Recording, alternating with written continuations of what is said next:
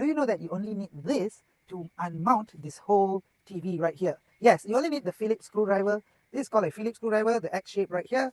And you only need this to unscrew this safety screws.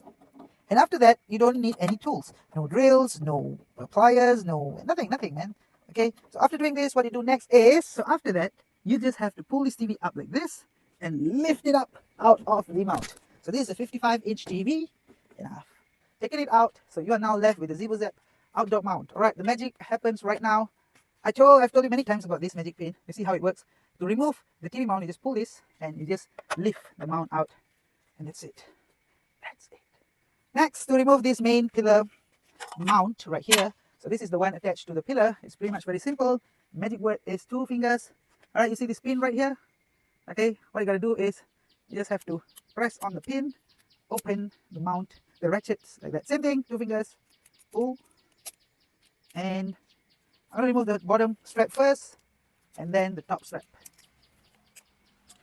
You are done. And do you guys know, this would be the best gift to get your friends and family for the upcoming holiday season too. Alright, so what are you waiting for? Get your Zebozap Outdoor TV Mount from our Shopify account or also from Amazon.